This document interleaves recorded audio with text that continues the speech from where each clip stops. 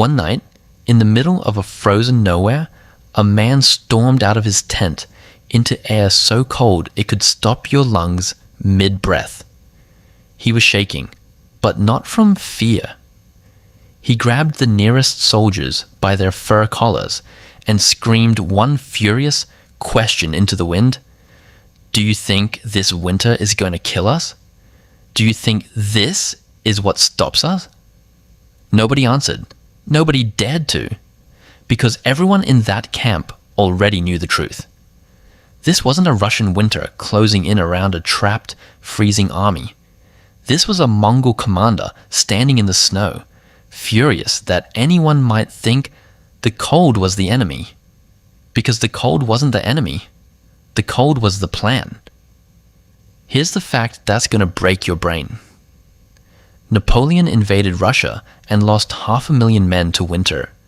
Hitler invaded Russia and lost hundreds of thousands more, frozen solid in their own boots. Two of the most powerful military machines in human history got destroyed by Russian winter. But 600 years before either of them, a nomadic army rode straight into that same winter on purpose and won almost every single battle. Stay till the end, because the way they pulled this off is stranger, smarter, and colder than anything you've heard about war before. The last part is going to completely change how you think about what it means to survive. Let's get the record straight first, because this detail actually matters. The man who built this war machine, Genghis Khan, was already dead by the time this invasion happened. He died in 1227. The invasion of Russia, or Kievan Rus as it was called back then, happened about 10 years later, led by his grandson, a commander named Batu Khan, working alongside one of the most terrifyingly brilliant generals in history, a man named Subutai. But make no mistake, this was still Genghis Khan's army in every way that matters. His training, his tactics, his discipline, his entire philosophy of war, still running through every soldier on that frozen battlefield like blood through a vein.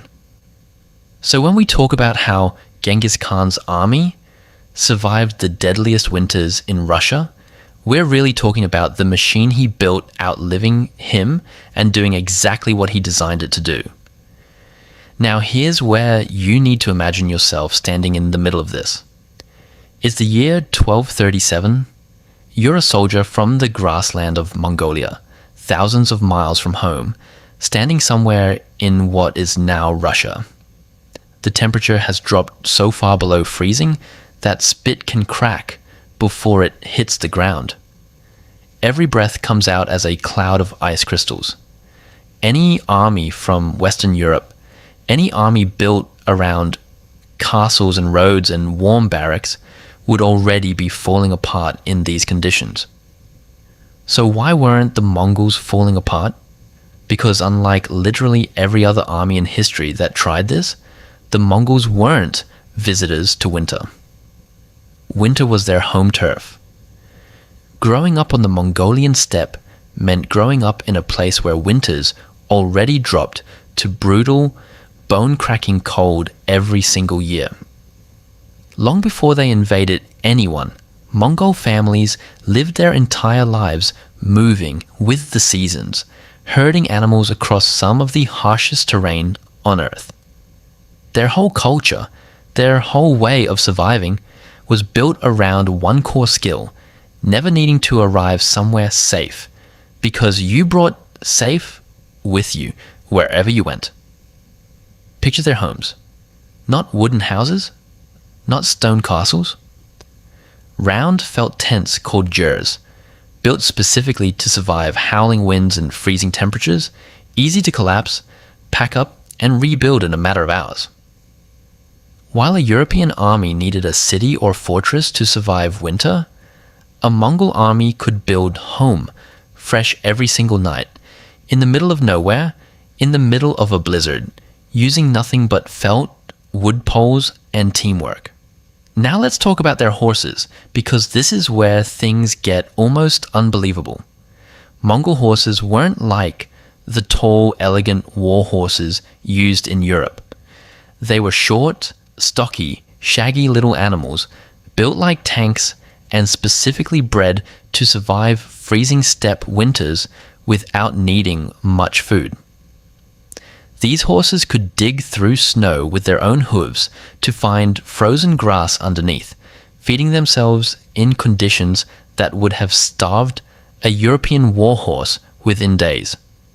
Each Mongol soldier didn't ride just one horse either. Most rode with several spare horses following behind, so when one horse got exhausted from the cold, they simply switched to a fresh one and kept moving.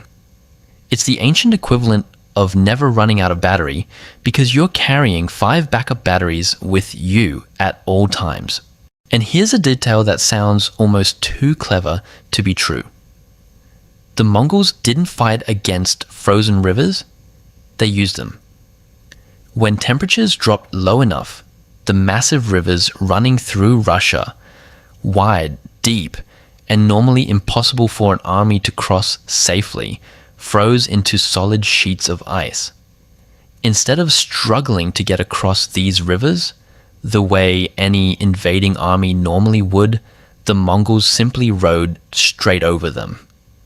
Frozen rivers became instant highways, letting Mongol cavalry move directly into the heart of Russian territory faster than anyone thought possible. The very thing that should have blocked their invasion became the exact reason their invasion worked. Now let's slow down and step into some of the real documented moments where all of this played out. Because these aren't just facts on a page. These are terrifying nights that actually happened to actual people. Story 1. The city of Ryazan, winter of 1237. Ryazan was one of the first Russian cities in the Mongols' path, and its rulers made a decision that would define the entire war. When Mongol messengers arrived, demanding tribute, 1/10 of everything the city had, Ryazan's princes refused. They sent word to other Russian cities asking for help, but no reinforcements came in time. The city stood almost completely alone against Batu-Khane's forces. What happened next became one of the most brutal sieges in early Russian history. The Mongols surrounded the city, used engines and tactics far more advanced than anything the defenders had ever faced, and after days of fighting in freezing conditions, broke through the walls entirely. Ryazan fell, and it fell hard, becoming a warning sign to every city that would come after it.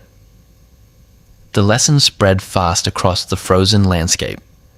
Resistance meant total destruction, and there would be no help coming from anyone else. Story 2. The city of Kolomna, shortly after. This time, the Grand Prince of Vladimir actually sent his own son and a real army to try and stop the Mongols before they could push further into Russian territory. This wasn't a desperate last stand from one isolated city.